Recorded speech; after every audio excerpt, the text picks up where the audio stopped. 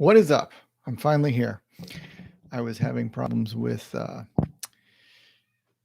OBS trying to get my virtual camera to work, and I hope it's all together now. It seems like YouTube's finally figured out what's going on. I had to restart OBS a bunch of times, and if you've got hints, tips, and tricks for OBS virtual camera and getting it right, if you've been through that, put that in the comments or reach out to me on Twitter and we can DM back and forth because this is super annoying.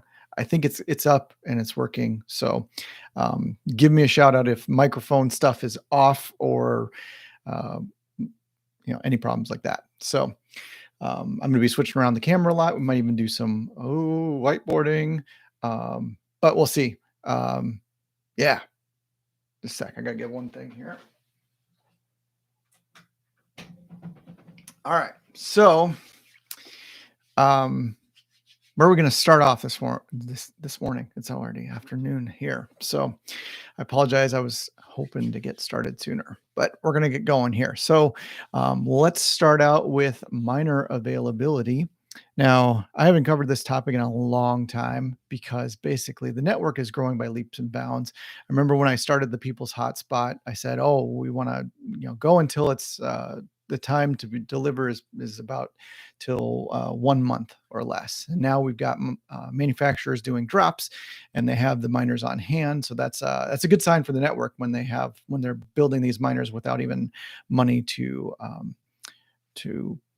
put behind the system. So that's good. That's good. It's a good sign for Helium and network growth. And yeah, even for HNT hodlers. There we go. And let's get to, we have a big drop that's coming in this week. So let's show that off here. All right. So this comes from Minted. They're saying that the next drop will be on December 15th, and this will include EU. So that will be a few hours earlier at 10 a.m. CET. So if you're in the EU, you can get those. I'm not sure about shipping times. They do state something down here. So maybe, it will take a little bit longer. But US and Canada will be 8 a.m. PST. So set your alarms, make sure you're checking your time zones and doing the conversion correctly. I believe that they're still going to be limiting the drops. And obviously from their last drop, they were very upset because a lot of people were just, or a lot of bots were getting a hold of the miners and not other, people that were just trying to get their first miner maybe. So that's a real thing. That fighting the bots is horrific. UK is not included yet. They have completed all necessary paperwork, but the recent storm and rising number of COVID-19 cases in the country have slowed down a few things. This is basically direct from their marketing, and they wanted to get this out. So I'm happy to oblige and get this information out to you. Miners for EU customers will be shipped from China, and miners for Canada customers will ship from the US. The shipping policy states 5 to 7 days. So I would assume that also covers China as well. But it also, with the holidays coming up, that this is the busiest time for couriers. So that could flex a little bit. But the cool thing is that these are in hand. It's moving through the system. It's not like they have to wait for manufacturing and testing and all that kind of stuff. So, and then they're just wanting to get people to subscribe to their newsletter, and that's sent out. So if y'all can subscribe to that, then you'll be able to get all the information. I do want to give them another vote of support because they did some awesome support a couple weeks ago that it just went really, really well. I am not getting any chat. So if you're in the chat, say something, because it seems a little odd that I can't see any of the chat messages. Usually y'all are like, "Hey Ed, what's up?" So maybe you're all not doing that today. I don't know, but it's usually like right away. So, but yeah, if you got questions, throw them out right away, and then we'll get to them over the course or of the stream and also commentary. I should probably also share that on Twitter that I'm now streaming. Um,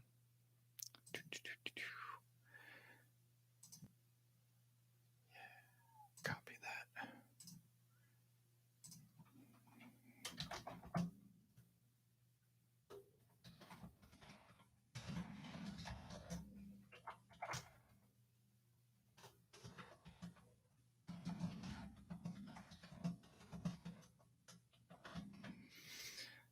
There we go. Now the announcement's out. Now it'll get all over social media. Share on Twitter, like that, retweet it.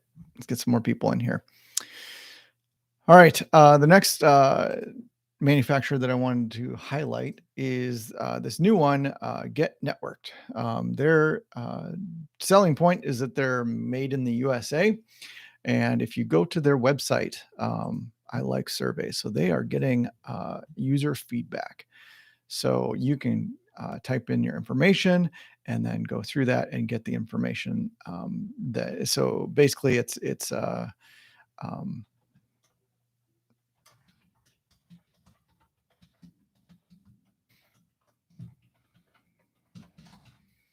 and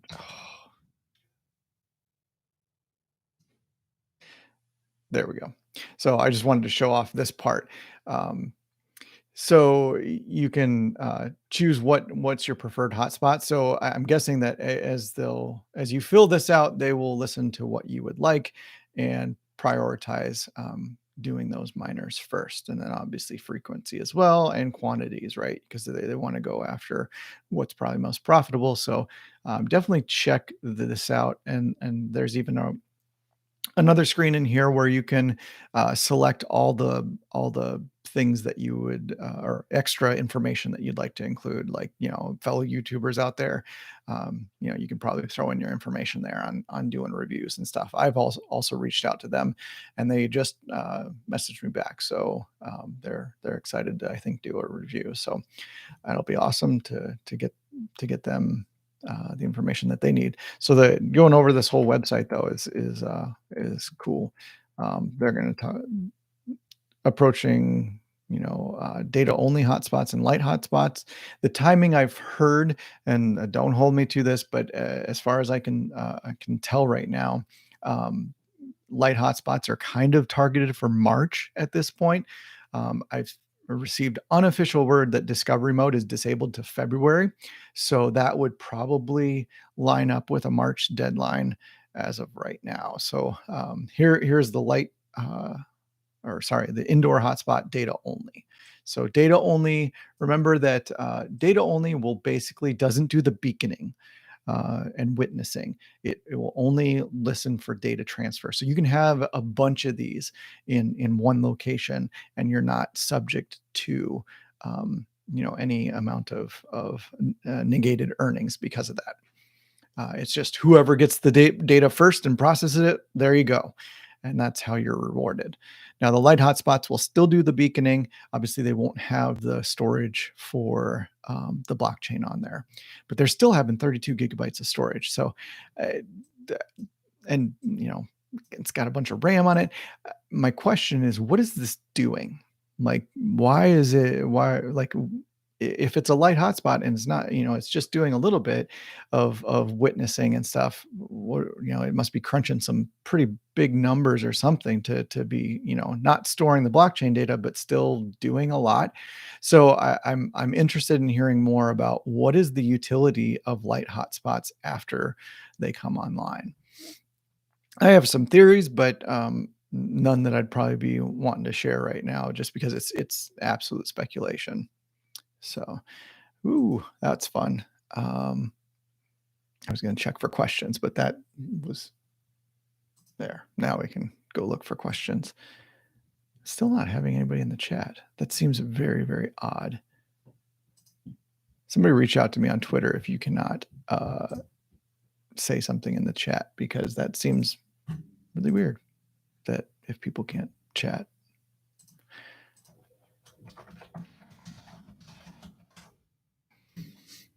There we go. All right. So check out the Get Networked. There's outdoor hotspots as well for data only and light.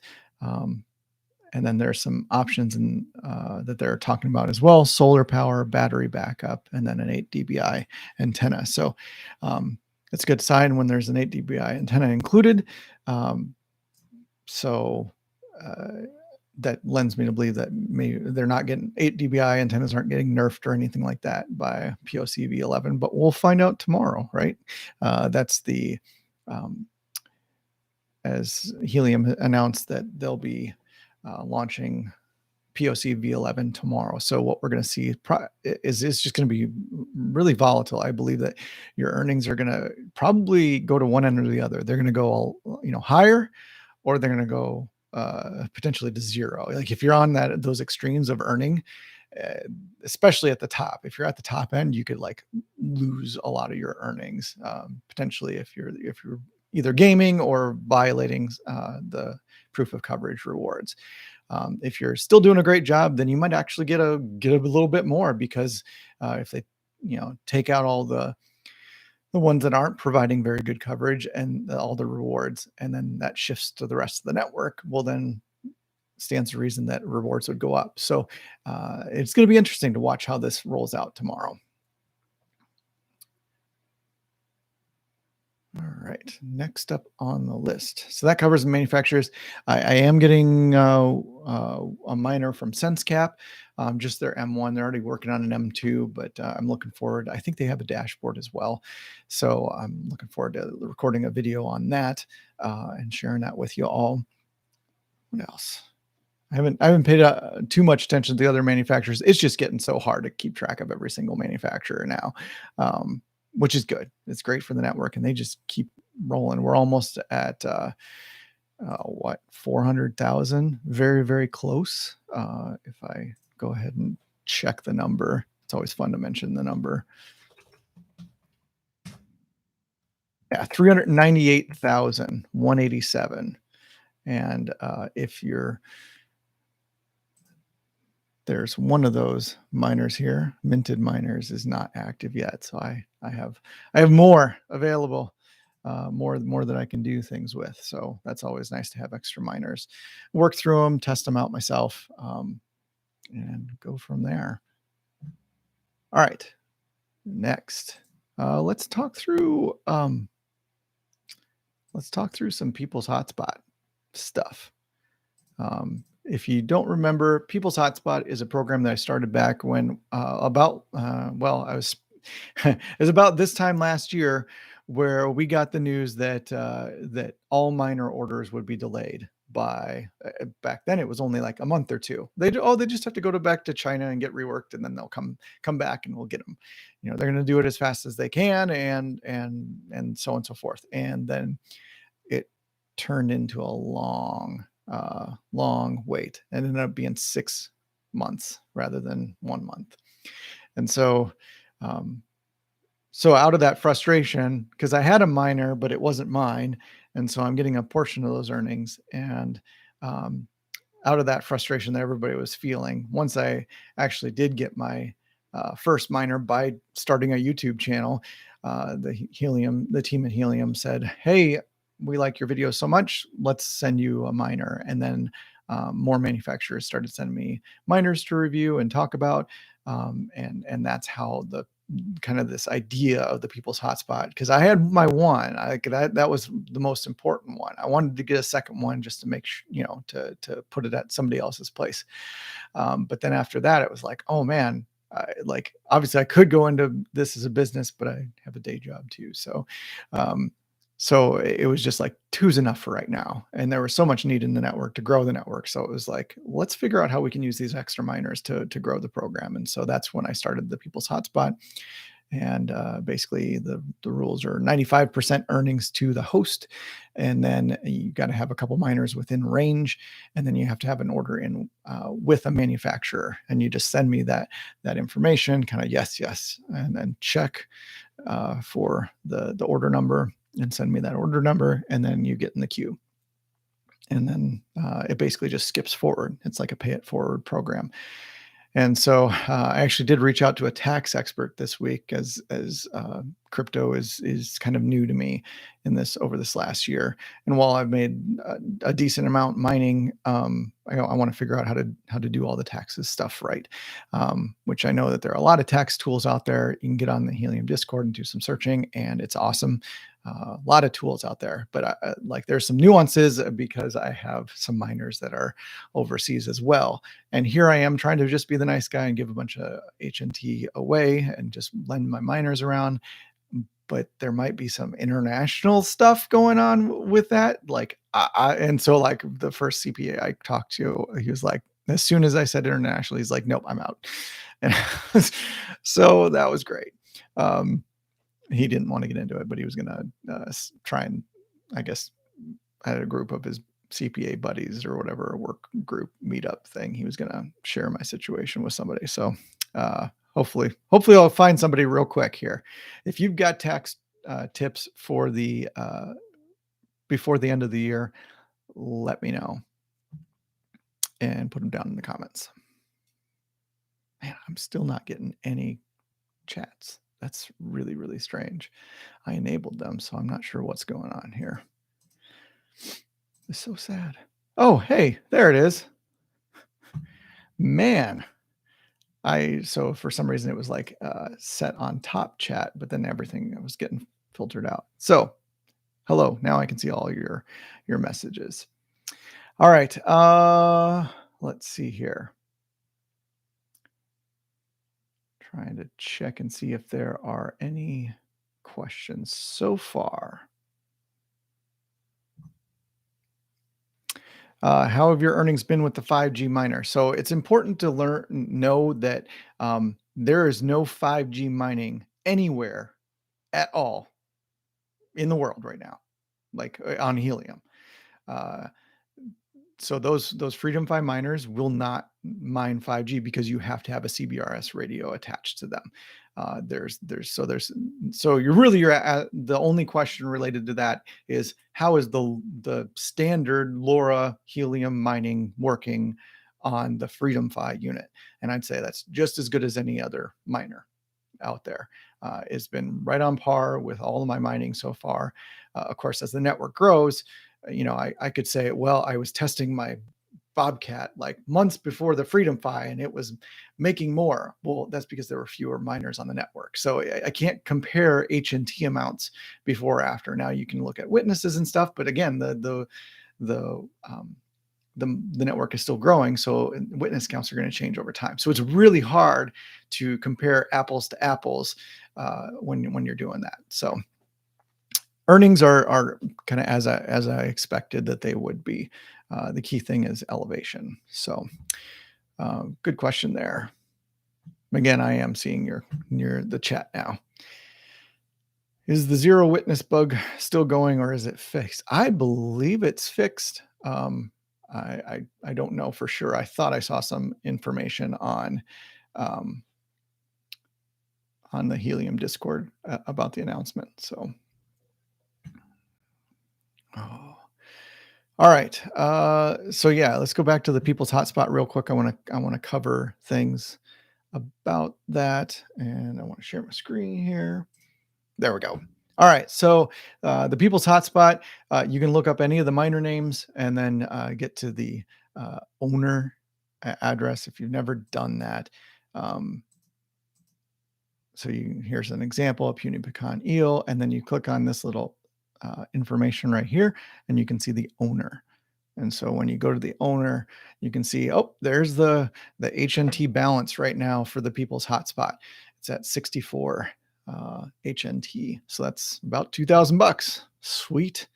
There's a couple notes on this. One of my hosts never gave me their wallet ID, and I've reached out time and time again, and it's basically what do I do with this now? So as a community, we got to figure out what we're going to do because there's tax implications if I start holding the HNT for other people, and so that's a concern for me. Is what am I going to do with that? So somebody didn't want their HNT. I guess. Or they're like, and they never explicitly said it's a donation to the program or anything like that either. So, ugh, uh, I'm kind of bummed about that, but it is what it is. So you can use this information to even like shoot. I've had people send me HNT. They're like, I love the program. I want to see it, grow, or just want to thank you for your videos.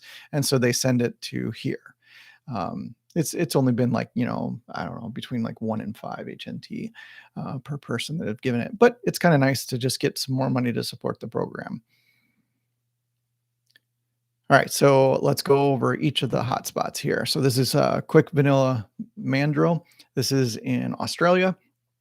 I have had a terrible time trying to find hosts in Australia. So if you're in Australia and you're watching this and you don't have your miner, or you know somebody who doesn't have a miner but they have an order in, please get them my information on Discord, and we can get you in the queue for this. Otherwise, I'm wondering if it's best to just hand this miner off to somebody local. Either just give away the miner, or let them buy the miner, or have them extend the people's hotspot, but then somebody takes over ownership of that just in Australia, which is kind of like I kind of like that idea. So we'll see what happens there. But it's been mining pretty regularly. I guess it was down for a while here. If I look back at the last 30 days, I think there were some problems. Maybe it was before this, but there was a period where they were down. I think it was before this 30 days. So they had to change out, I think, the antenna or something like that. And you can see it's got pretty good range there, about 10, 11 kilometers. So yeah, it's awesome. All right. Digital Lava Dragon is in the UK and it's doing really well. So this host, we actually convinced them to change the antenna that they were using from whatever it was. I don't remember, to a different one. And then their earnings went through the roof. It was really good, really good to do that, because they're like, I don't know if I want to spend the money on it. I'm like, trust me, you will. And so they did it, and of course they're seeing the earnings now because of it. Funny Gray Seal is offline. This is going to be an interesting one. So if you look at Funny Gray Seal and Puny Pecan Eel, they're actually in the same. They're asserted at the same location. So this host was using Funny Gray Seal at this location, and then it dropped off, and they couldn't get it to work again. So because this location was so good, obviously you see over here, they took Puny Pecan Eel. They actually there's 2 hosts that got in the queue a long time ago, and so they know each other, and so they were able to get in on the queue. And so they basically just like, well, your location is so much better, why don't you take the miner that's working? And so here we had 2 hosts who were well, they knew each other in real life, and so it wasn't a big deal. Like, yeah, I'm just going over to my friends and putting this, you can have this miner. So so Puny Pecan Eel is there and mining. Look at that range across all the water there. So look at that, 38 kilometers, 39. And there's this one way out here. I can measure that. If you haven't used this tool, it's pretty awesome. Here we go, 82 kilometers.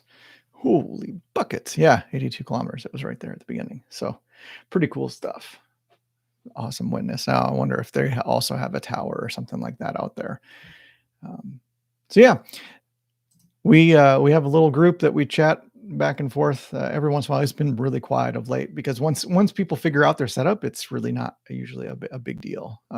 It's working as intended, and so there's not much help needed. So again, the intention was get them set up and help them figure out how to earn more on my dime, essentially. And for this one, I do have a picture.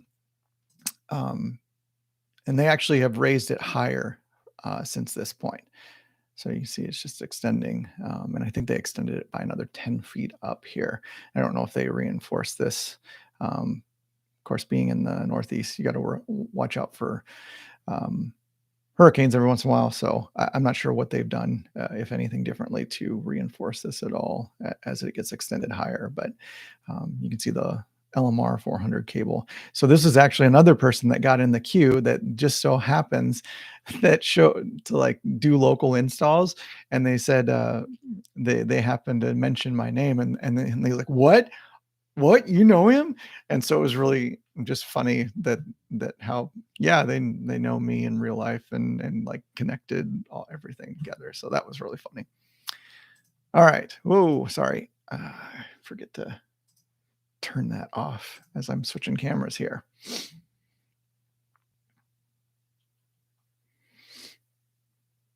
All right. So there are no questions in the chat. So let's talk about dual antennas. Um, all right. So for if you haven't seen the videos that I've done of late, uh, I've been testing out with two antennas on one miner. So people have time and time again asked, um, what is can you test with two antennas? Can you use two antennas? I've heard what you could do, or I've heard that it's better or whatever. So they keep challenging me, and so I've said, okay, I'll check into it.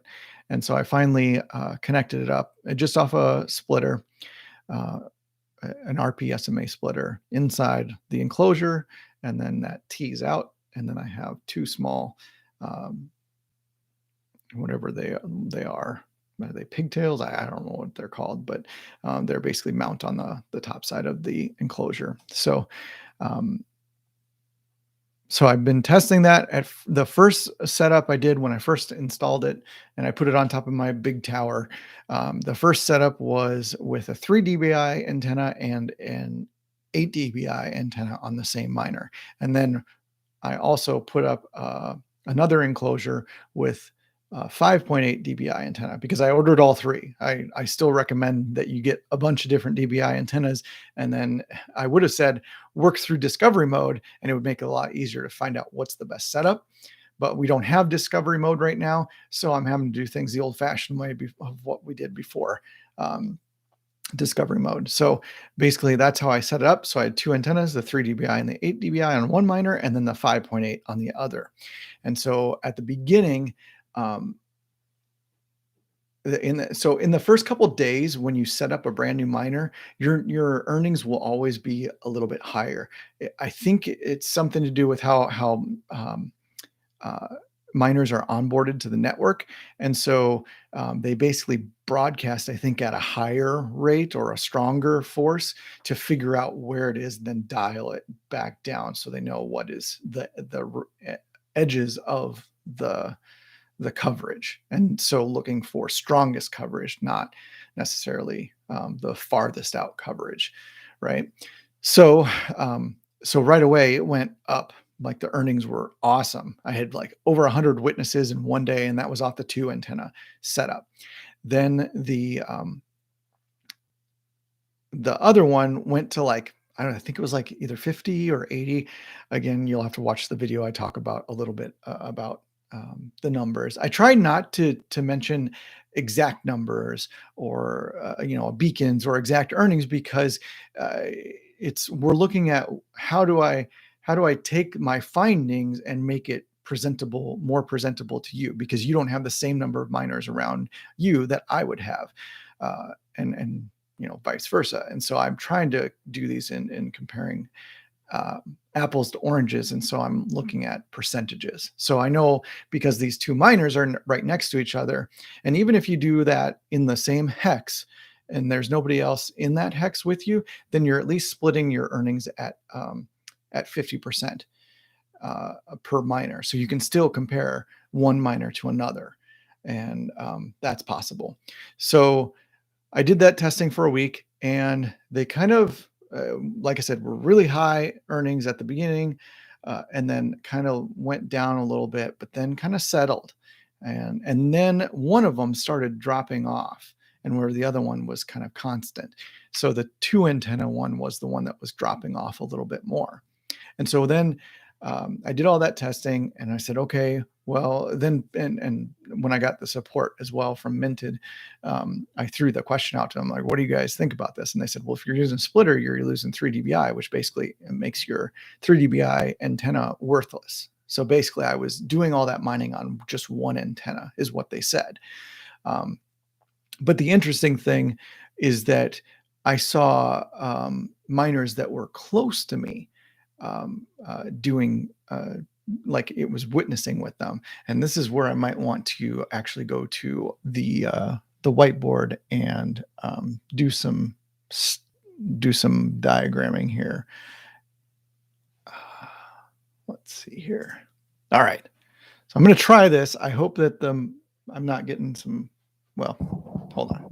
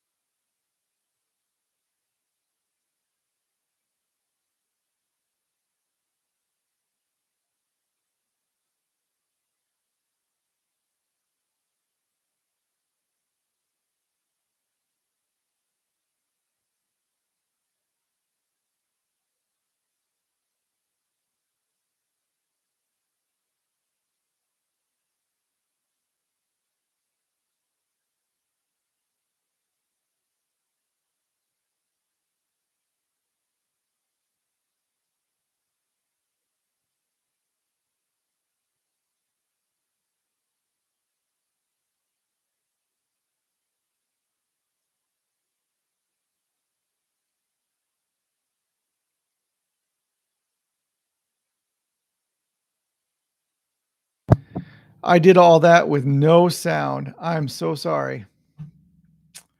Man, that sucks. I said all those words and you all didn't hear any of them. I am so sorry. Okay. Man, I set up, 2 microphones, right? Like, you see the microphone, and it wasn't it wasn't picking anything up. Okay. Wow, that sucks. My apologies. Okay, how much do y'all want me to cover since you had no sound? Do you want me to go back over everything, or can you put the gist of what I said in there? I'll give you the brief mode. All right.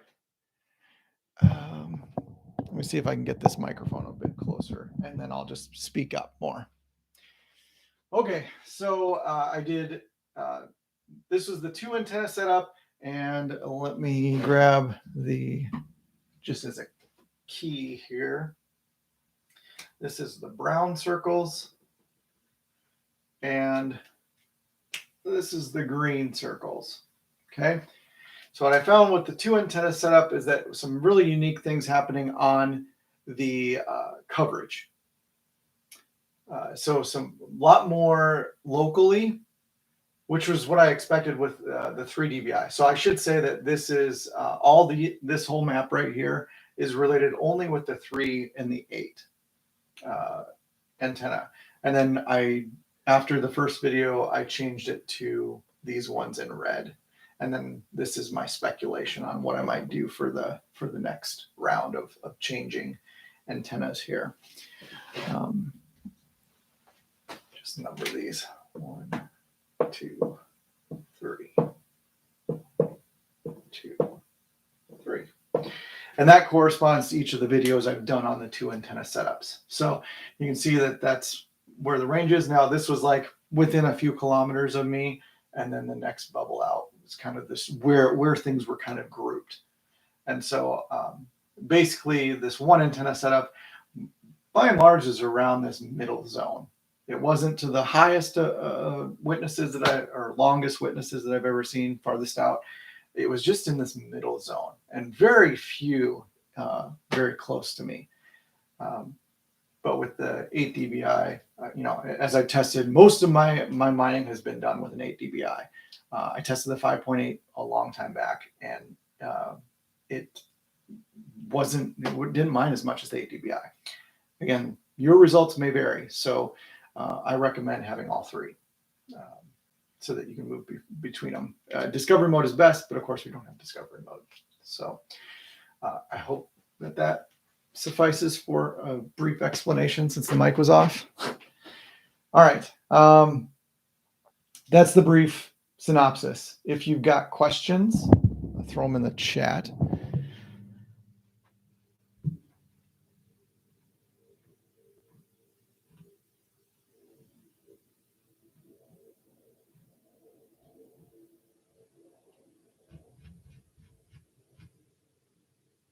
I have not used any layered antennas. I have always used rack, their antennas.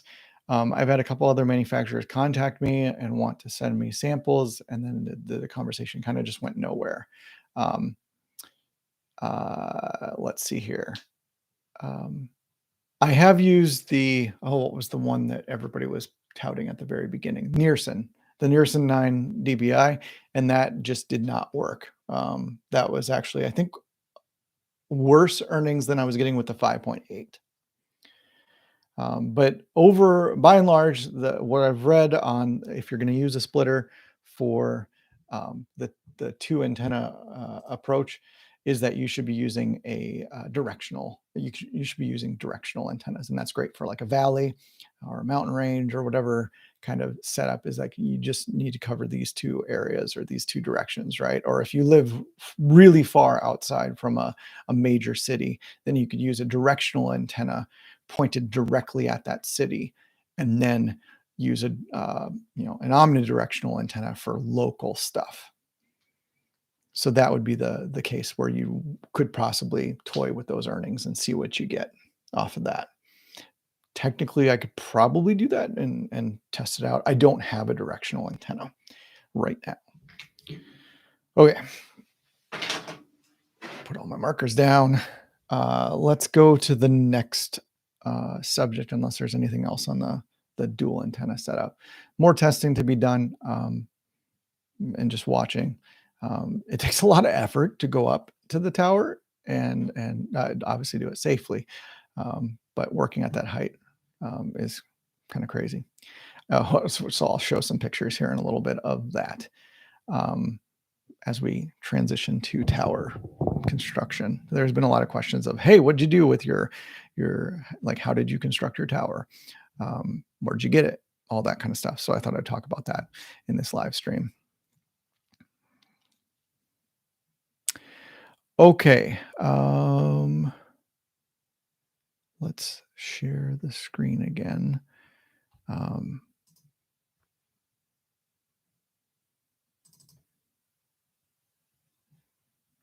Okay.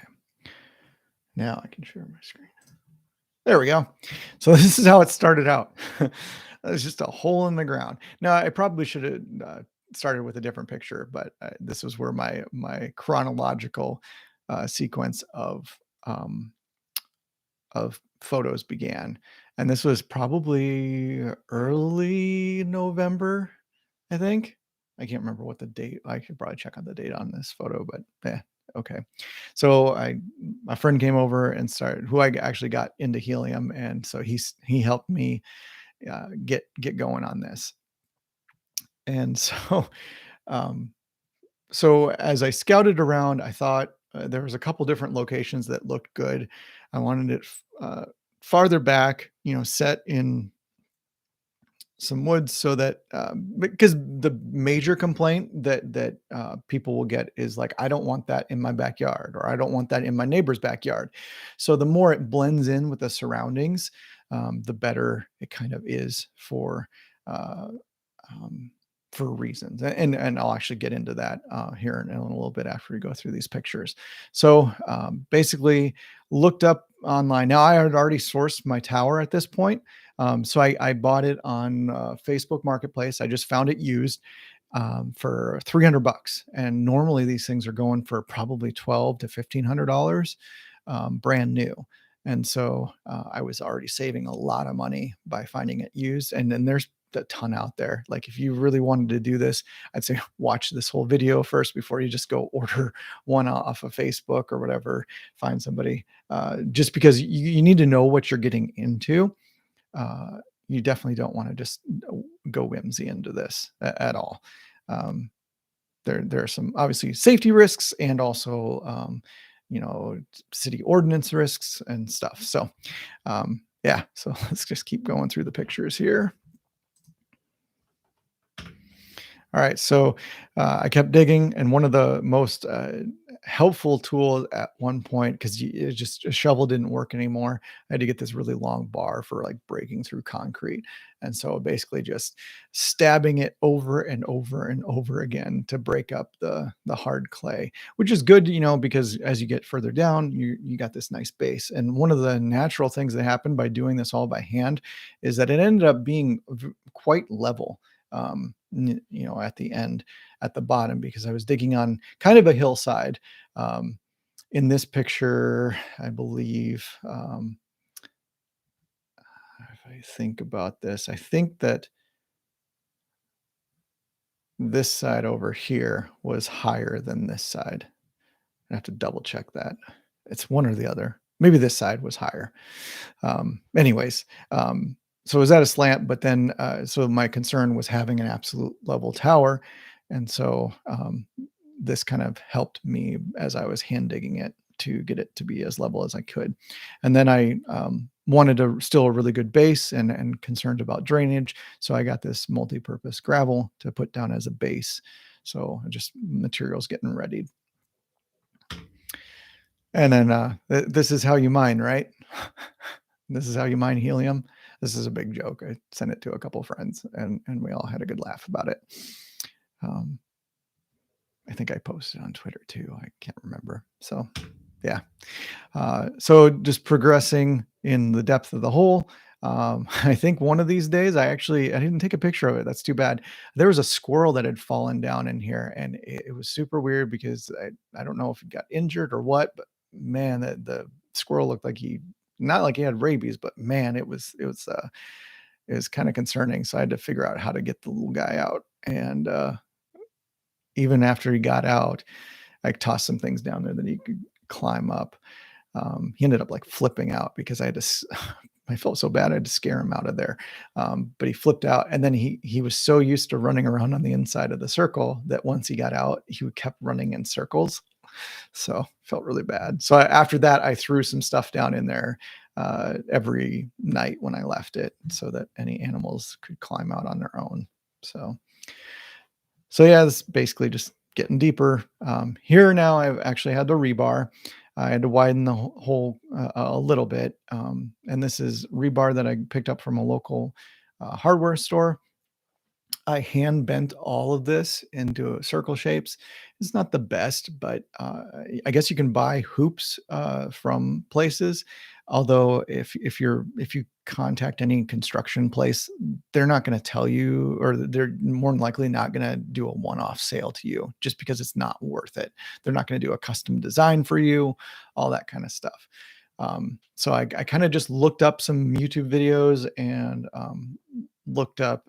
Well, the main thing was looking up the actual manual of the tower, because it's going to tell you you need to use this, number rebar, you need to use this psi concrete.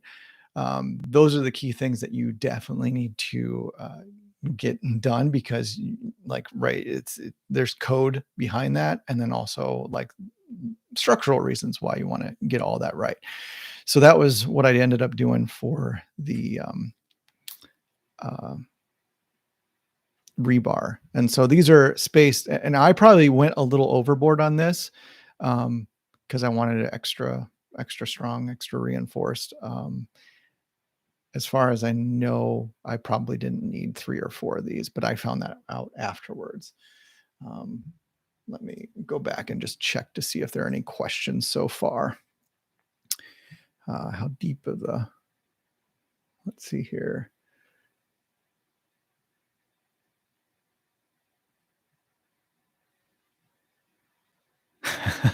Yeah, there were a lot of body burying jokes in there. Um, the hole ended up being about in the range, because on as the hill was like slanted, it was anywhere from 51 inches deep to 48 inches deep, I think was the range. Um, so yeah. All right, let's get back to the pictures so that I can show you those. Um, there we go. All right, more pictures. Oh, one fun note is that so in between this one, my shoes broke. Like, I was walking down the hill and literally my boots that I've had for like 20 years broke. And so you can see the new ones there. And then I was struggling a bit. So, but yeah, I got my new steel-toed boots, and so that was a lot better. So, okay, now at this point, I had gotten my concrete. I had put the gravel down in there. I was ready to go, but the problem was is that and this will happen probably with a lot of if you're going to end up buying a used one tower, is that you're not going to get these with it. These are called base stubs, and they're basically what attach to the framework of the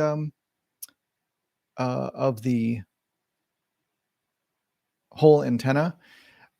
Shoot, I have one more picture that would be really good to show as well. Let me go grab that real quick. Stand by.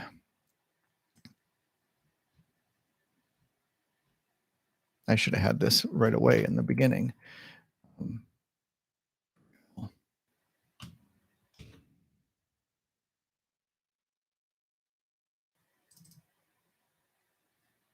okay.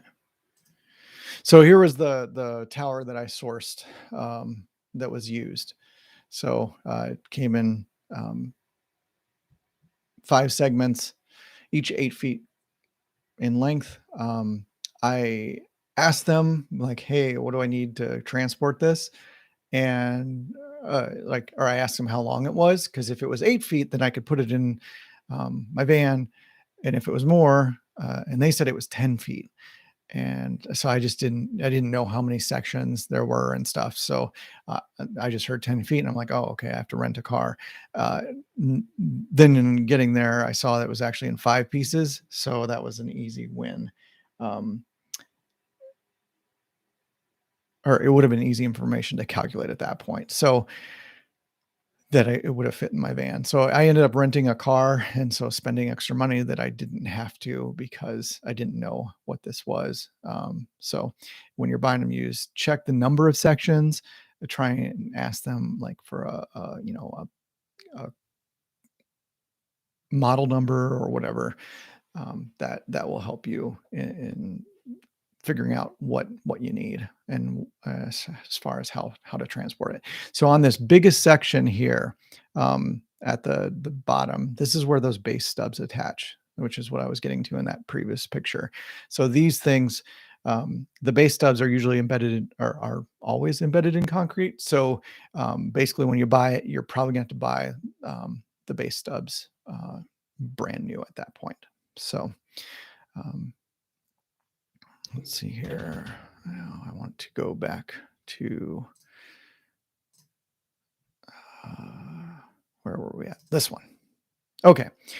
So at this point, I had my base stubs. Now the base stubs are here, and I actually had to wait on them a little bit longer. There were supply chain issues, and so was really concerned that I wouldn't get them in time, because I had, you can see the colors of the leaves have really like changed over the course of these pictures, and so I had to deal with cold temperatures setting in. So you gotta be really careful with cold temperatures and mixing concrete.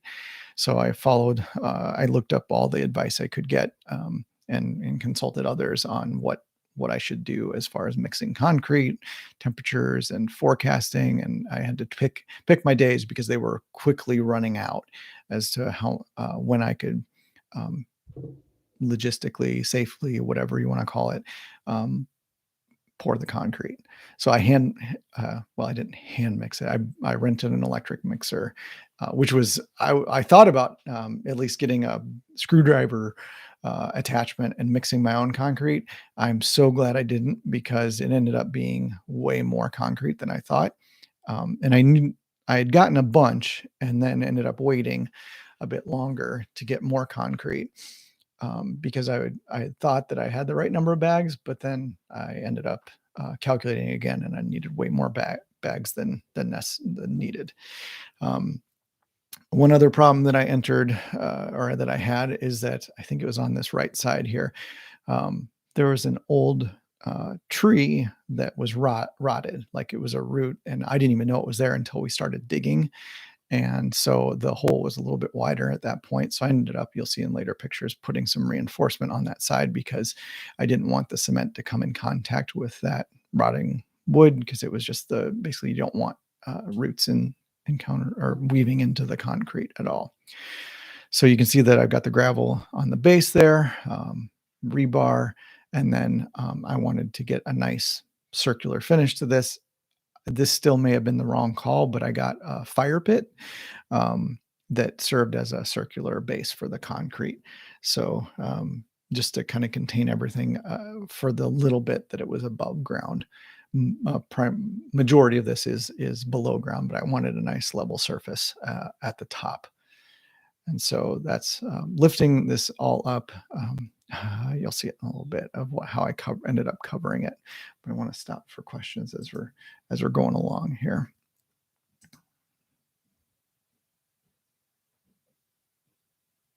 Okay, no questions so far, except for the Freedom Fi stuff, which I mentioned all of that earlier. So let's get back to more pictures. Whoa, sorry about that.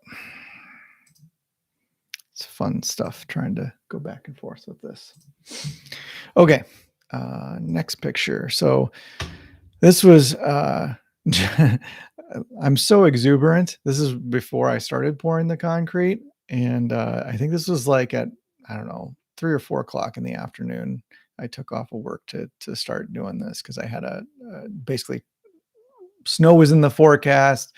There's a lot of reasons to get it done. So I was very excited to start. And wow, I didn't finish up until about 2 o'clock in the morning, I think is when I actually walked back into the house. It was a long, long night. Um, and I just had an energy drink right before this picture was taken. So I was all hyped up on whatever they put in those things. Um, yeah. So here's the first couple bags of concrete that I mixed in. Um, and I had to make sure that everything was level as well before I started this as much as I could. So I used these little metal, basically levels with magnets on the side to attach it to this um, to the structure. And so that was pouring it, and it makes it look so easy. Like this was like whatever 6 o'clock at night or whatever.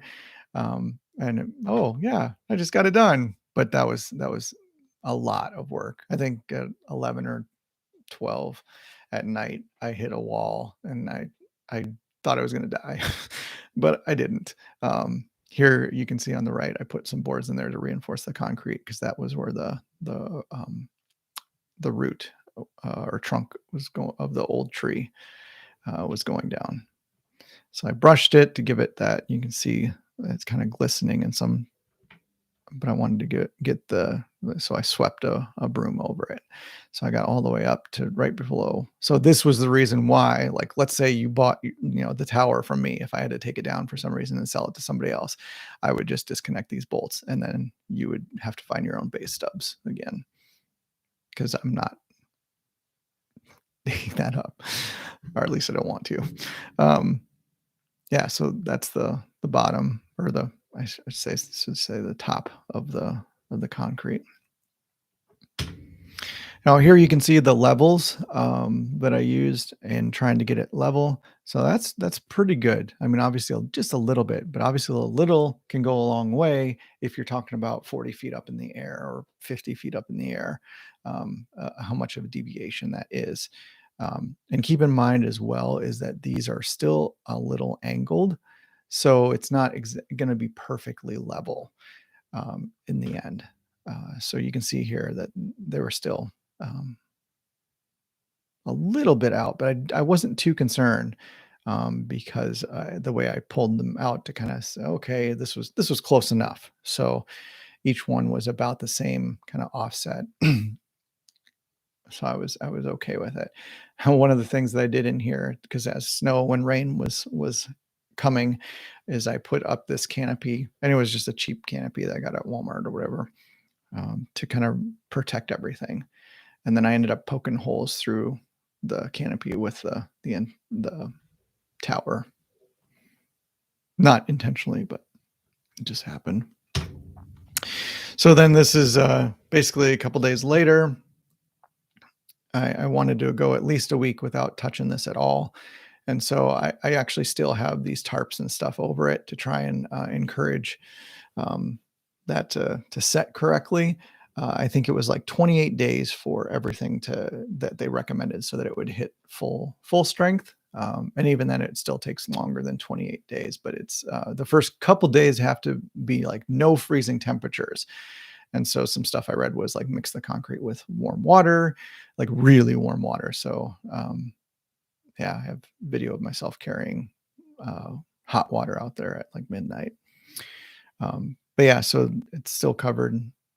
And then I started doing some testing with that two antenna setup. Actually, it wasn't working at this point, and so that's where I was diagnosing my communication problems. So it was just sitting up there for no reason. So that's that. So then now I added the extra sections. Doing this was interesting.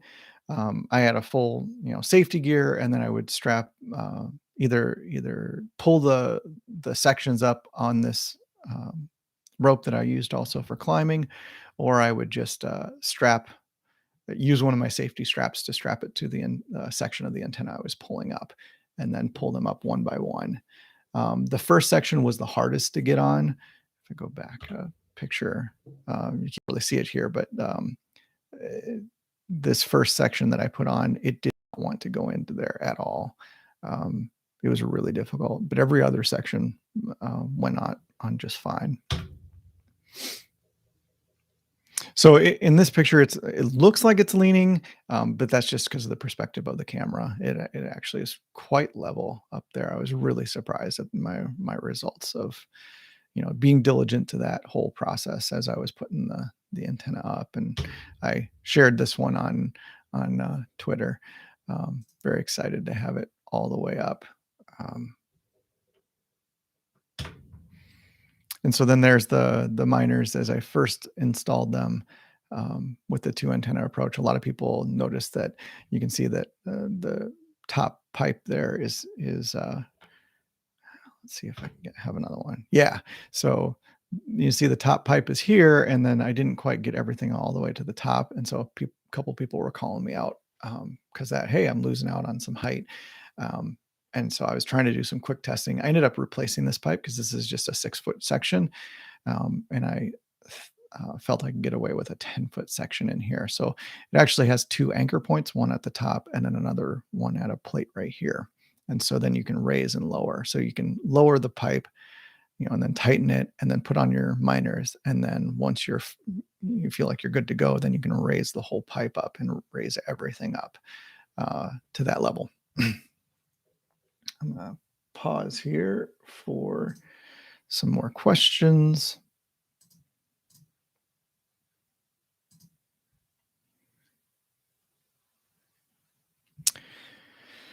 Yeah, so good question. Is Cat 6 all the way out there or wireless? So I started with Cat 6, and that was about a 200-foot cord, um, and it didn't perform very well. And I didn't know that. So my main problem when I talked with support, and they didn't even know this, was that my communication, I think I was just dropping packets. Um, that the length of the cable was not that great. So I thought about doing a fiber optic cable out there anyways, and so that's what I ended up doing, is replacing it with a fiber optic cable, and then right away everything came online. It was like all like the miners that I had connected out there were really good. So it's not wireless. It is fiber optic cable all the way out to the switch, and then everything's connected off of a switch out there. So yeah. What else? Yeah, so that mitigated all the communication issues. And then it is still Cat 6 cable out to the miners. And you can see that in some of those pictures that the cords I didn't have enough extra Ethernet cord, so I used what I had, and so those are like 75-foot long sections. I think going from my switch to the tower, and so it doesn't quite make it all the way. So I've ordered some more Cat 6, and I'll be redoing that so that I can have really nice all the way down the tower and then over to the switch, so that everything, and I might even bury it all or whatever, just to kind of make sure everything is good. So, but it's all PoE. Yeah, good question. So it's all PoE. So I'm using splitters, injectors and splitters out there. My switch is capable of doing PoE on its own. Um, but I didn't want to mess with like the injector to splitter, like in some instances. So there's some equipment out there that I know can take a 48 volt signal or a 24 volts power over Ethernet. So I was able to connect like one thing on there, and we'll see some more pictures of that. But it's basically PoE on everything. So I love PoE. It's really great. And those smaller cable lengths, right? The 200 was definitely not working, and even with 75 feet, I'm kind of pushing it. So I'm hoping that if I get everything all good, and I really intended like full like outdoor mega shielded Cat 6, as much as I could. um, grounded. I still actually need to go back and do the grounding for things as well, um, because I talked about that either earlier. I did notice one of the new manufacturers is toying with PoE on there. That was the Get Networked one. So I hear that and I'm like, oh, that makes it so much simpler if it just takes in PoE. Because PoE is different from like the injector and the splitter side. I think if I'm wrong, call me out. I'd love to just eliminate that from my setup, the injectors, and just use PoE natively off my switches. All right, back to more pictures. Oh gosh, sorry. Okay.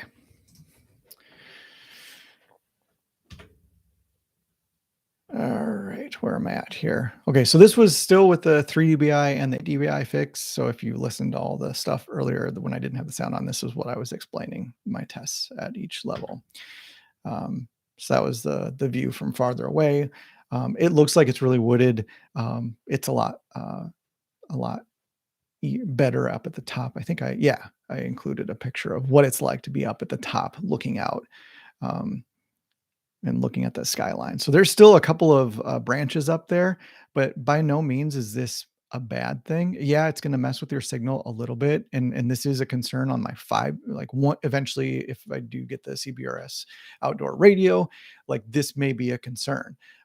Where I might have to like either put those antennas up higher or what. I don't know yet. Um, but this and then the next picture is not so great. You can't really see it much because the sun was in the way there, but it just kind of here's the skyline. There is a lot of open air up there, so and of course it's higher than even at this point now that it's at. I've raised it more, so I took some pictures of that later. This is just kind of showing my safety connectors. I always tried to maintain 3 points of connection whenever I was on the tower, minimum of 2. Well, I suppose a minimum of 1 if I was transferring, but 2 was always preferable, and then 3 was the awesome. So I don't know what OSHA says as far as like going ascending. I don't have like this wasn't OSHA approved. This was all me. Just this looks like it works. So um, but I obviously risking a 40-foot fall, I took safety very seriously. So you can see the nice rack enclosure. Well, actually, both of these are from rack, and then their solar shield is on the left here. Um, but yeah, maybe at some point, if you guys want, I'll talk about my equipment that I use, but I don't feel like we need to talk about that too much. All right, so this is as of today, this is what it looks like. And you can see my antennas are leaning a little bit. This isn't something that happened over the course of time.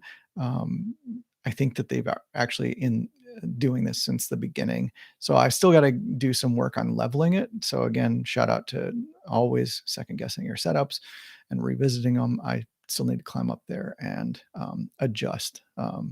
These things are super simple to adjust. Of course, I don't have the pictures of the backside of it, but there are nuts and bolts that you can use to loosen and then retighten to get it properly aligned or properly leveled. And this is all grounded now too. So one thing that you'll see in here that wasn't on the previous pictures is I have this directional antenna, this Yagi antenna. So this is not for helium. This is for TV reception. And then down here in this enclosure, this is actually the first enclosure that I ever bought for mining helium. I had an OG helium hotspot when I was doing hosting that was in here. And that's how I did my first mining. So a year ago, this is what I was using outdoor. And then I did all the stuff to put it indoor. But this is one you can get off of Amazon for like 20 bucks. I think it's just a broadband Amphenol enclosure or something like that. So right now I have an HD home run in here with a splitter, and then it gets the signal. And I love HD home run. I like totally, if you're doing over the air TV antenna, you cannot go wrong with it. It's a really great product. Basically, it takes your TV signal that you're going to get from here, gets it into the HD home run, and then splits it into, or basically it's almost like a converter. You take uh, your RG6 in and then Ethernet out. So then you can basically propagate that over the air TV signal to your entire network. So if you have, uh, well, your phones, if you have Roku's, Fire Sticks, any of those types of things, it will propagate that over the air TV signal to those devices anywhere in your network. So it's really cool product um, for cutting the cord.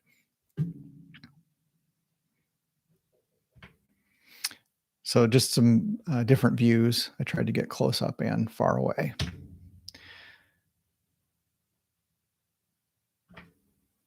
So here is just a close up. You can see again that those wires that are going sideways, that's still an improvement. Like, right, if these ice up or something like that, that's a lot of strain on there. Or if wind comes up and these branches get tangled in cords, that's a big problem. So got to definitely take care of that in the future. And again, here's the farther away, you can see those antennas are kind of leaning a little bit. So definitely still got to level that out. I think that that's it. Yeah. So that's the entire tower setup. Was it worth it? Yeah. My earnings, I'd say doubled at least. I think I can say that because my previous location, my mainstay, I'd say on the as far as height was probably about right here. So adding another 30 to 40 feet above it, and then of course getting above these trees, increased witnesses and mining, all that kind of stuff. So um, now, will it pay for itself? Maybe. I think so. Um, at least at this rate, I think it would take 2 months to pay off. It was about 2 grand, this entire setup, all the supplies, materials, rentals, all that kind of stuff, was two, 2,500 bucks, to do all this. And even that was buying stuff used and trying to rework everything I could. Um, So about 2 months, I think, to repay all of this. Of course, if the price of HCNT goes up, then of course that could be paid off in a month. So was it worth it? I think so. If nothing else, it was a fun experiment, which is kind of like what a lot of this is just dinking around a little bit. And probably a lot of you are like, I don't classify building towers as dinking around, but it was a fun little project. It was very tiring, but definitely well worth it. And of course, if I get that 5G and it happens to be like really, like high high amounts of data transfer, then great. This is as basically as pro as I'm going to get here. I don't think I can do any more. Obviously, I could extend the pipe size some more, but um, I don't know. I am concerned about how top heavy that is. If there was high winds and stuff. This has already taken 35 to 45 mile per hour gusts and done okay. So, um, yeah, I'm not too concerned at this point, but I do want to keep working on the top of that setup just so that it can take the higher wind gusts because we have thunderstorms and stuff that come through. Obviously, not right now with snow in the picture, but I'll definitely that'll be a concern for the future. But I got time to mitigate that um, before time here. Okay, so let me think if there's anything else. What's the name of the hotspot? I wish I could give that away. I really do. I don't want to dox myself. Uh, I'm sorry. I really would. I wish there was a way that I could give you these names. I'm sure if you there's probably enough data out there to figure things out. Um, but I just yeah, I don't want to dox my location. And that's the tough part about all this. That's why I use the people's hotspot as much as I can to talk about earnings and like show the real results.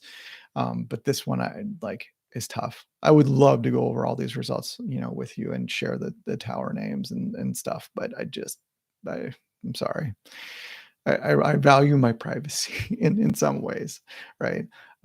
So that's why I'm like, if I'm valuing that, well, then how else can I communicate with you to get you the information that this is worth it or this is not, and this is, things you can do. So I fully expect tomorrow, those of those two miners that are on the tower, I'm pretty sure one of them is going to go to zero earnings, just because they're too close together. Now I've heard Gristle King has an acronym that he uses, something about um, unique uh, coverage. So maybe there's a little bit of where you might have two miners in one location, and it might make sense to, if I do the 3 dBi on one and then an 8 dBi on the other, well, then that's a really different range of coverage. So that actually might boost your earnings over just having one miner in one location. I don't know. So that's the concern there, I guess, or the consideration. Can I black out the name so that you can see the results? Again, there's all about reverse engineering of that. So I know a couple of YouTubers have blacked out the names, and I don't know. I'll think more about it. I will consider, any ideas on the subject. Rough Chili Bird is a famous helium tower spot. Yeah, I think it even has its own Twitter account. You'll be happy to note, there are two miners that like raised a bunch of ruckus. I think it was like Clever Smoke Raven and Rough Rainbow Campbell. Like they got a lot of attention because they were beaconing like crazy. Um, and making like lots of HNT, like top in the world type of situation. And now, if you go look at what they're doing now today, they are not like mining that much. So, and it was interesting that they made the changes such that nothing, they didn't have to do a deny list as far as I know, in that. So something was changed on the black box side of Helium's earnings calculations.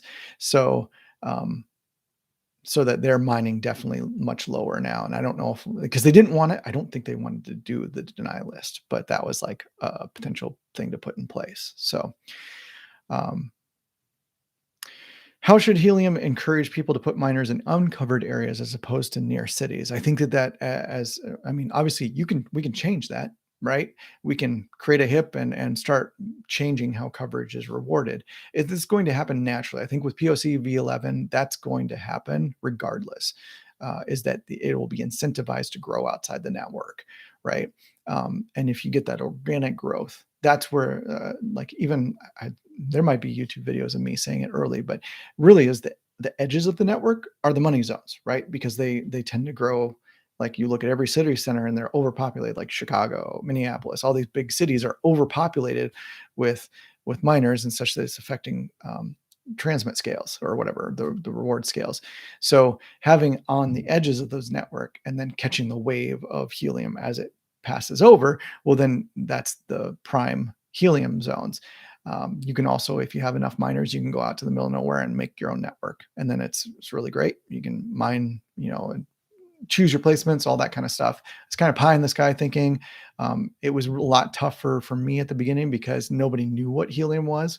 And so when I'd contact friends, family, that kind of stuff, they were pretty skeptical of putting miners out, in the middle of nowhere. So, but yeah, I I was doing, that's really crazy. Each of the lone wolves are doing zero point 0.2 a day normally. That's actually really good. Now, is that cluster like communicating with itself, or is that just really a lone wolf? Because so what I did was I started the cluster and then and distributed ownership. So most of these people, once they saw the earnings, they were like, "Oh, that's legit. I want to own my own unit," and so we just transferred ownership over to them. So, um, yeah. Oh, I missed a question earlier. Are guy wires required for that tower? No, it is. One is called a self-supporting tower. So it's a unique, I guess, trait of that tower is that it is um, self-supporting. So the angles on those legs are such that it reinforces itself as it goes up, and you don't have to have guy wires. Does it still wobble around at the top? Yes. Even though I have all the bolts and stuff very, very, tight, um, it still wobbles a bit at the top. And I mean, that's whatever, 160 pounds of me at the top while I'm, you know, cranking on things. So it still wobbles a bit. I don't know if that affects mining too much or not. Oh, I saw a question about solar shield. So a solar shield is basically for miners that are that you're concerned where temperature is an issue. Obviously, these pictures that I showed you were in the middle of winter, or not middle of winter, but we're approaching the middle of winter. Um, but the solar shield is more important for the hot temperatures because what they're seeing is that these miners are still, I think, failing even with the existing enclosures. At least for the Bobcat, I think is the one. And I know Freedom Fi can run pretty hot as well. Um, so that is a concern. So you want to make sure that those hot temperatures are taken care of. So the solar shield helps kind of basically create the shade over the miner, or at least the enclosure a little bit more, and then dissipate that heat. It's all metal, so it will conduct that heat away from the miner.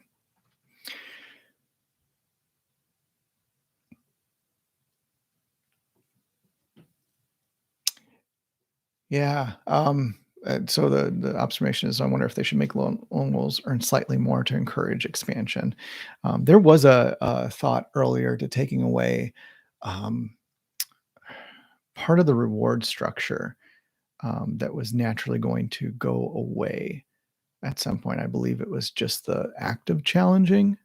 When they moved to like challenging goes to validators, I believe, because consensus obviously moved away to validators, but the act of challenging, I think that that could also be done only by validators, if I remember right.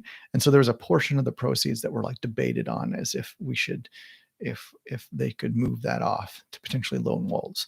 I believe Armand had a part in his podcast where they, I don't know if he threw out the idea or if they were like considering different alternatives in there. But yeah, that would encourage growth in the network. Um, Taking it from another stance though of why it wouldn't work or why you wouldn't want to do that is obviously there's not much money in it, but also you need proof of coverage. Like you need other miners, otherwise what does it do? Because then your lone wolf is sitting out there just getting benefited for nothing, like getting HNT for nothing. And while you might be, you might have a tower just like mine, but you're not getting jack for it. And that's actually what I had for my second lone wolf. Was literally, I was the only one in this town, and that was it. Even though I had the exact same equipment in both places of my main setup and then this other setup, there was nothing. Like I wasn't earning anything, and it was the exact same coverage. So that's the key thing, is that you need other miners around in that area to get rewarded more, because we can prove that you're actually covering, right? So maybe over that, maybe doing some mapping. I don't know if you were to get to that point, but also from a marketing standpoint is you need more people in that area to be comfortable and okay and excited about Helium. And so having more people on board, of course, grows the network more quickly. And so you don't want to incentivize lone wolves too much, I think, in that way. So having many people is fun, and then you're creating a community, right? So in that one community where I started, that one lone miner all by itself, and then worked to create the whole cluster. A community sprang forth to the point that now, like a town, like there's this town that I started the cluster in. Now the next town over, or two towns over, is like almost bigger or as big as the main town. And so that's really fun to see the just community get release and get really excited about it. So it's fun.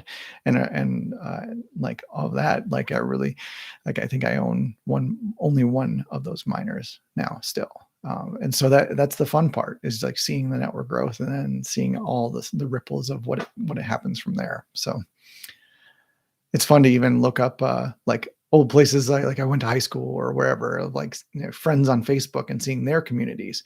and like seeing how it could have, even though I didn't sell them a miner or get a referral from them, like they still have miners like in that area. And I'm like, oh my gosh, did I have some part in that? So it's kind of fun to think about that.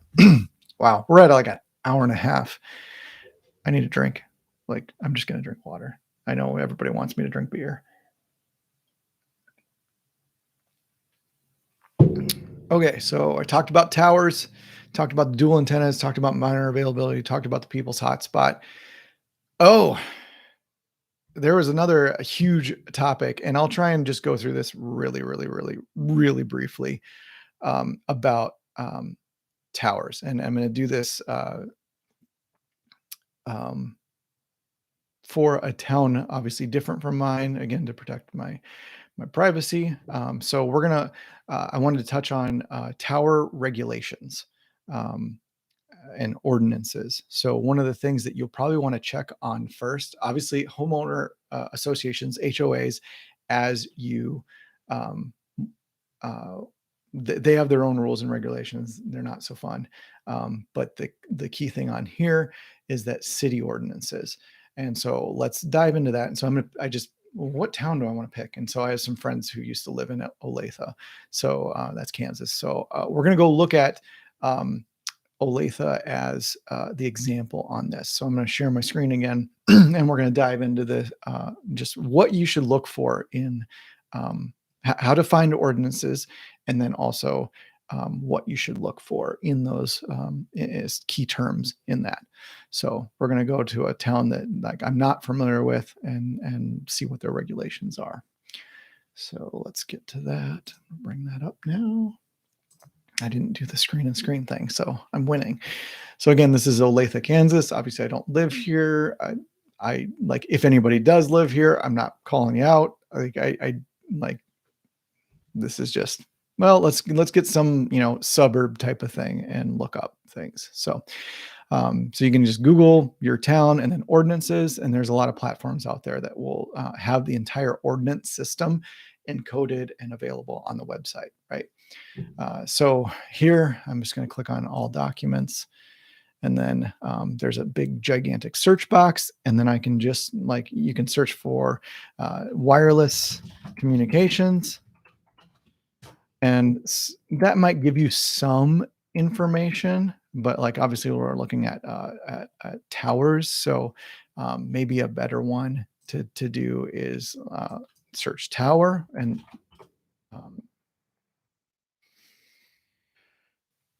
and then just start searching down here. Oh shoot! I wish I would have had the link up beforehand, but I wanted to show how you get there as well. So if I go into this telecommunications facilities one and just start going down here, okay, so they have definitions of what. So hey, as you're going to have this information, right?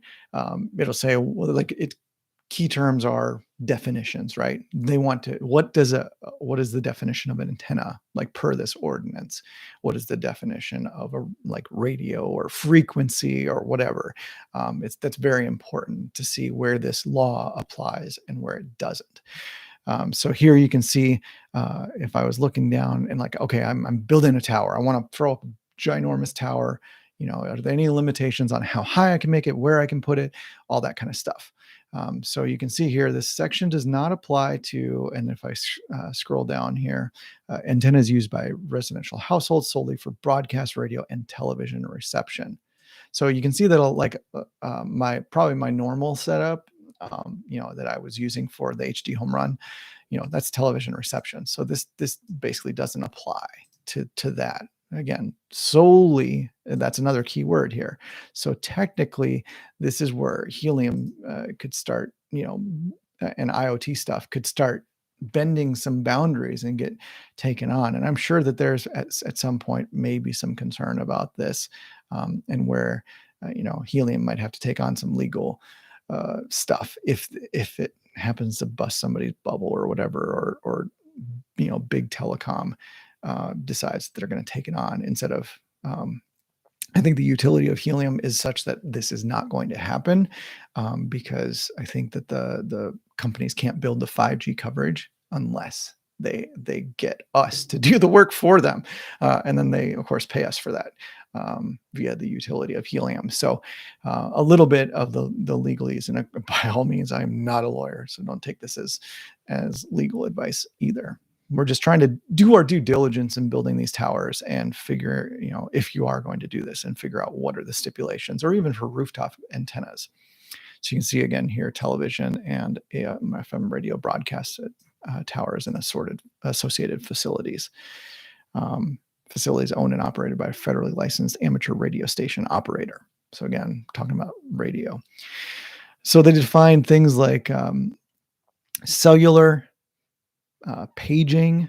Like, these are all important terms about what, hey, what are you doing with this equipment? What are you intending to do with it? And what does it do? So um, accessory equipment can count as a storage shed. So, that this is, again, do you have a shed where you're having the equipment in? Or what, this is all where things might relate to what's going on or what you're setting up. And they talk about antenna arrays, camouflage. Can you camouflage your tower? To paint or mount a wireless communication facility in a manner that requires minimal changes to the host structure and hides the facility in the context of its surroundings and the host structure. Okay. Who defines who a carrier is? These are all really, really, really important things to be concerned about as you're looking over if you were going to put a tower up. They talk about guide towers, lattice towers, all that kind of stuff. So very, very important. At some point in here, I think there was even like it defined, wireless cable systems. So here it was like ranges, like particular frequency. I think there was another one on here that I saw because I did look this up beforehand.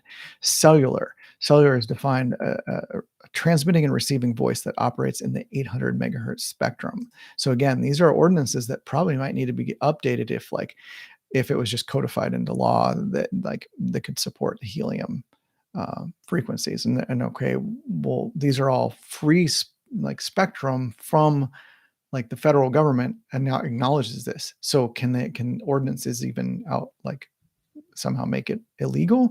So I don't think that that's it, but this is all kind of the gray area.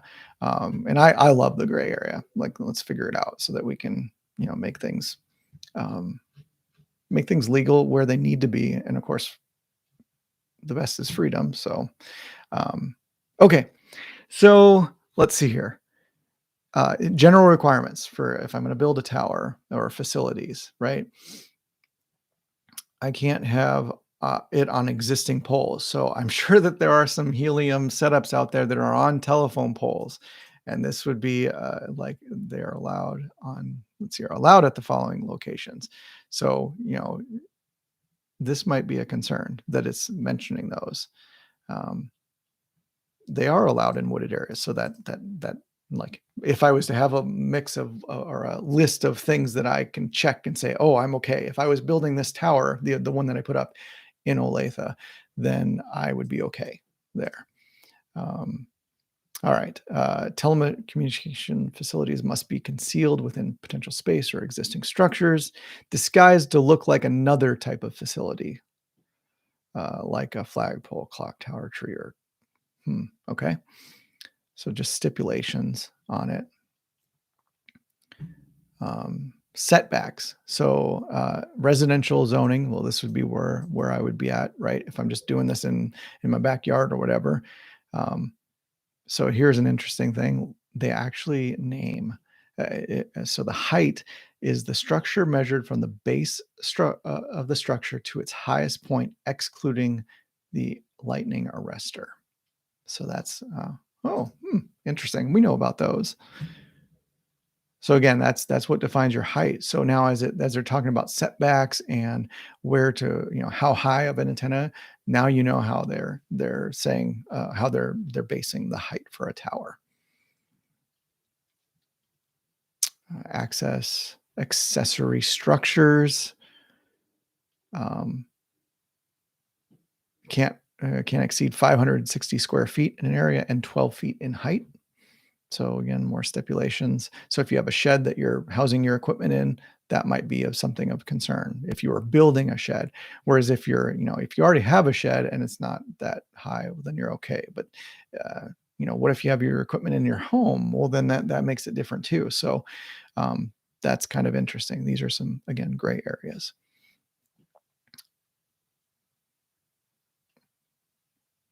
Antennas, information on antennas, conduit. All cable runs should be through tower portals within the tower itself, where cable is required to be located in the exterior of the tower. So I apologize. I'm reading a lot of this, but of course I'm processing it probably as you're reading this. What color it needs to be, stealth facilities, lighting and marking. Um, Temporary lighting for nighttime repairs is permitted. Um,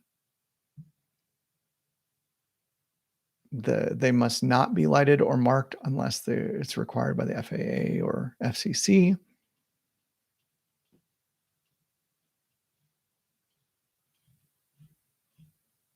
I'm just trying to find it. This is another one, abandonment and removal. So some of the stipulations here, at least that I was reading locally, is that if you take it down, you are like obligated legally to restore it as to the original like status of it. So remember I said I would never want to dig that sucker up, the concrete that I poured. If for some reason I had to remove it, then I would have to restore it to as like original. So I'd have to like pour soil back in there. I'd have to actually get that concrete out, which that doesn't always it's not always mentioned in these ordinances, I guess. But that was the language that at least I noted. This isn't the best one. Article on like design and signage. Like so I'll talk generally about the things that I saw in going through my own ordinances. Was that it had to be protected, so you couldn't climb, or that there were appropriate safeguards in place so that you couldn't climb. I think it is, yeah. So here is an example. Must be secured and enclosed with fencing not less than 6 feet in height. So like I don't have a fence around it. You guys saw in the picture.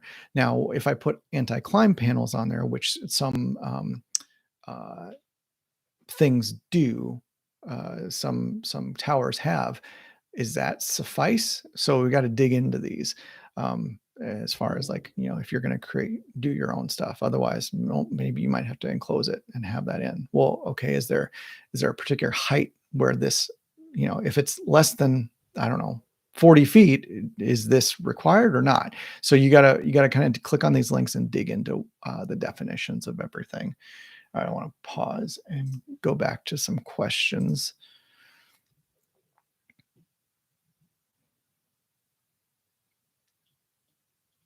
All right, looking for any questions. Where did you get these information? So again, these are ordinances. You just type the town that you're living in and what an ordinance is. Like you just Google it. And as far as keywords, I went over those: wireless communications, tower. Uh, you could say antenna might be another one that you could use. Um, so I'll put those in there.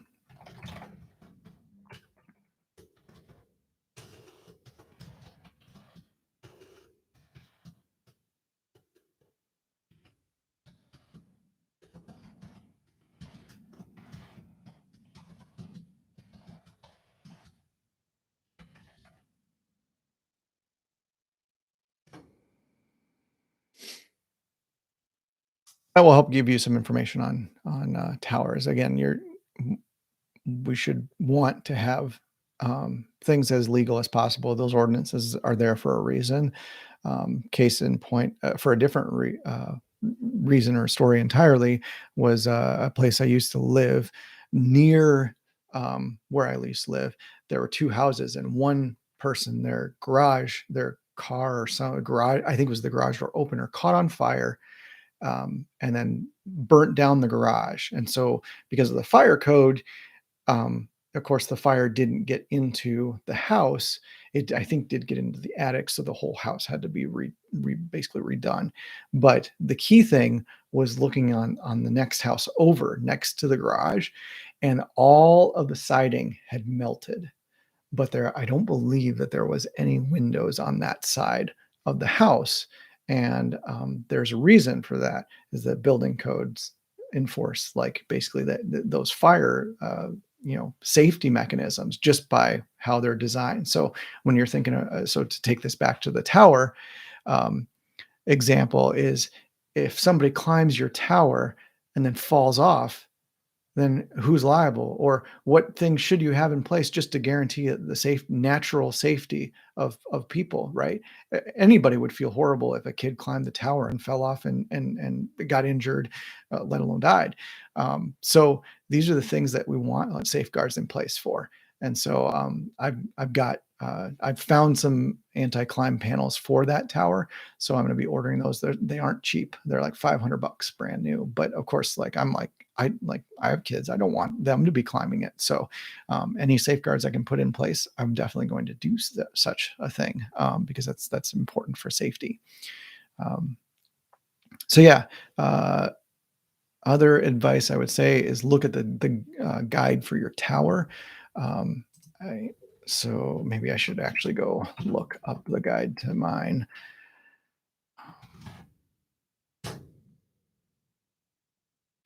So the one I got was a uh, Roan tower. It was originally marked as Roan. And of course, this was used. So I guess Roan towers ended up getting bought out, or this subsection of Roan towers got bought out by TBX, which is Thomas Shelby and Company. So that's where I got I tracked down the manual for it. And then the other thing I want to show is the concrete that I used as well.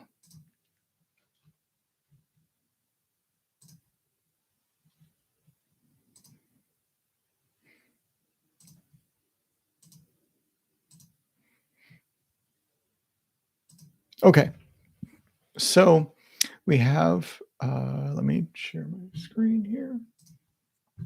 All right, so TBX towers, this is what I got.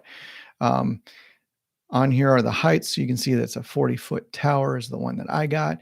And then it gives you the sections. So there's part numbers stamped on each section. So you'll be able to identify it if you're getting a used tower. Um, and then tower options. So you can get all these things ordered separately and even contact them and order them. There's a distributor link, at least on their website. So this is what I ended up doing. So I went down here, base stubs, and I talked with the distributor as well, and they helped me figure this out. So I needed a 40-foot tower. So that's BS5 is the part number to order the base stubs, and that's what I had to anchor the whole thing to. So this is all important for like finding what equipment you'll need. There's also signs. Oh yeah, the signage. There's like mandatory signage per ordinance that you have to have on there. And like I got mine and it crumbled right away. So I still need to get the warning signs. It basically says two things. One is don't climb this because you're risking your life, and then the other one is like, hey, watch out for power lines above, right? You don't want to put up a tower where you're going to put it up and then run into a power line and then electrocute yourself. That's also very, very important.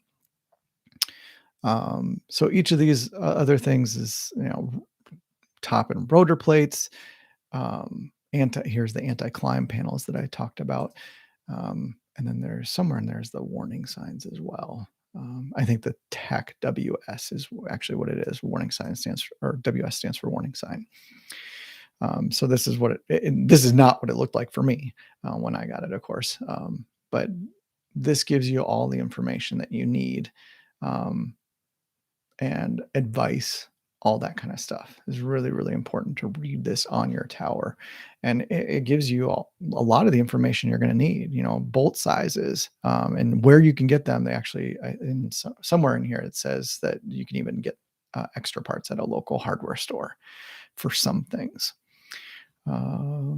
Let's see here. Here's all the sections that you need, what the joints look like, other interesting information. So this was the biggest thing that I needed to check and verify. Concrete, 3000 psi minimum ultimate strength. ASTM A615 grade 40 deformed rebars. So that right away is what concrete you need to use and what kind of rebar you need to use. All forms must be removed from concrete before placing compacted backfill. Like what kind of soil you might have to have or build it up to be, reinforcing, what to do for that, all that kind of stuff. It's just more and more information for safety concerns. What these base stubs look like. Do they, when you affix it to your tower, do the legs of the tower go on the outside of the base stub or on the inside? These are all important questions that you'll have to ask. Here's those anti-climb panels.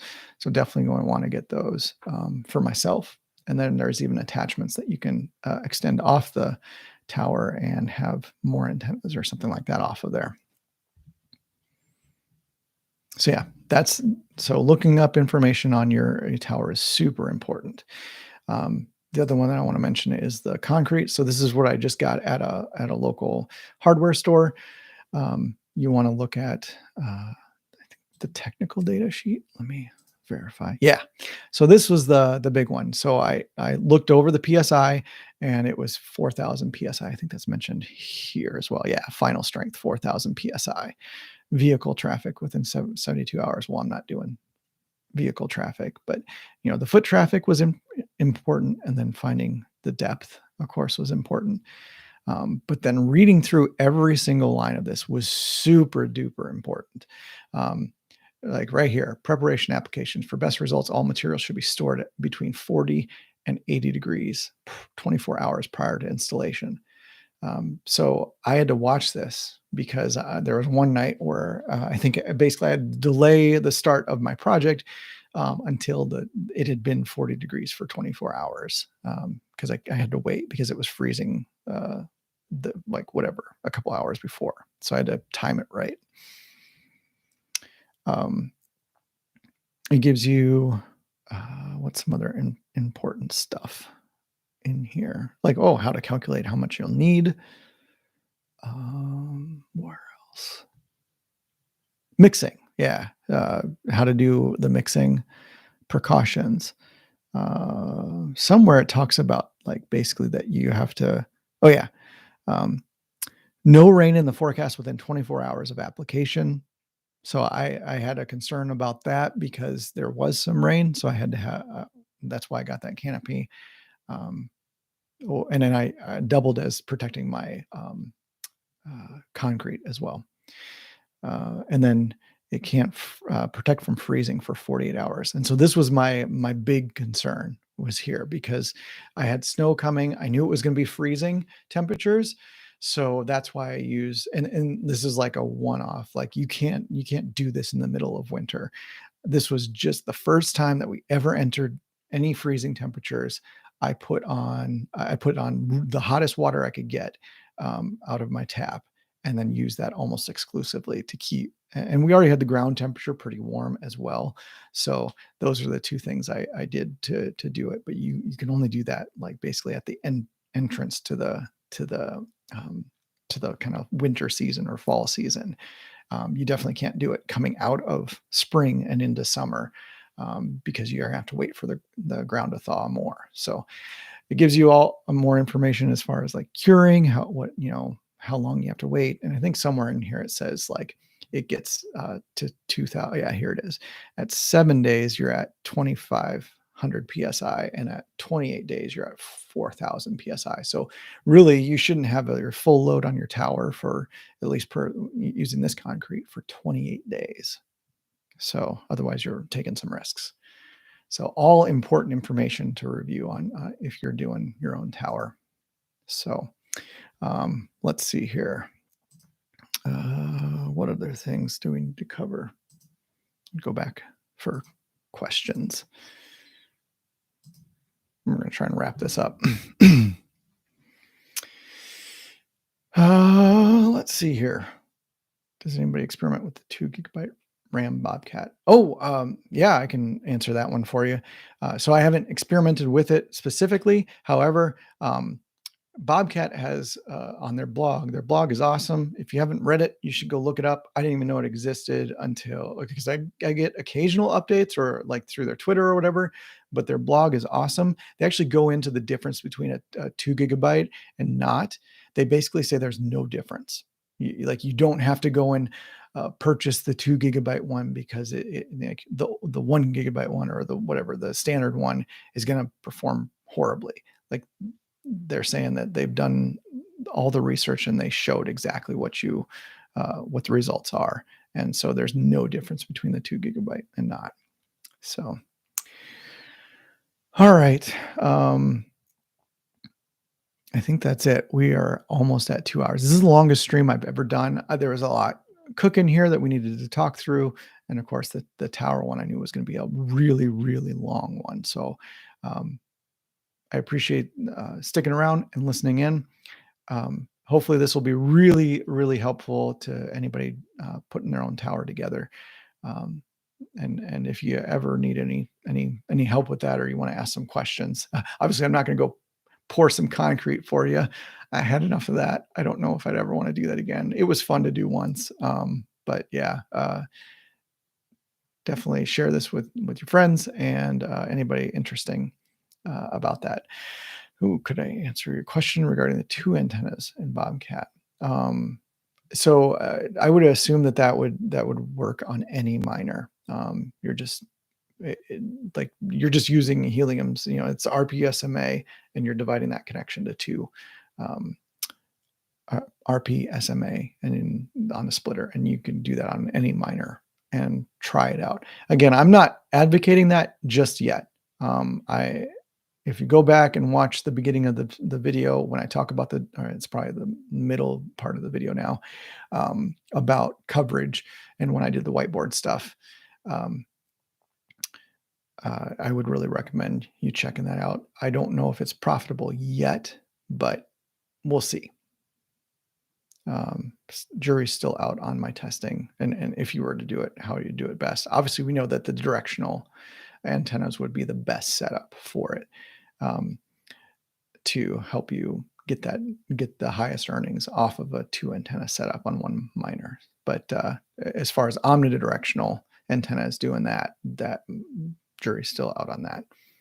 There are some people who have commented on that video as well. It says it works, and I don't know if they recommend it, but they're saying it works. I get one person even said they had 3 antennas on one miner. So that's super interesting. Don't know how that works. All right. I'm going to call it there.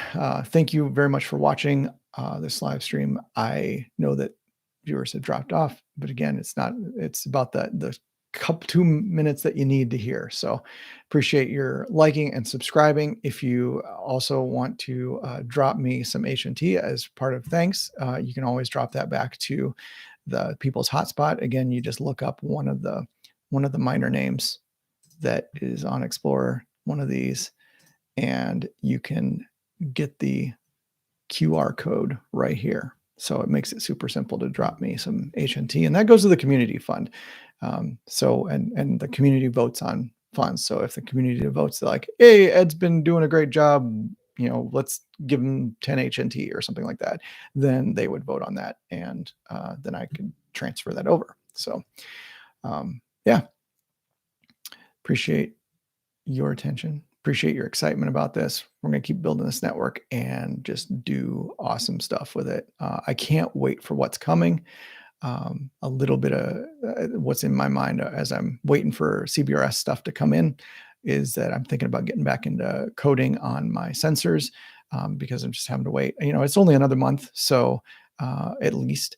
We'll see what the sensor stuff does.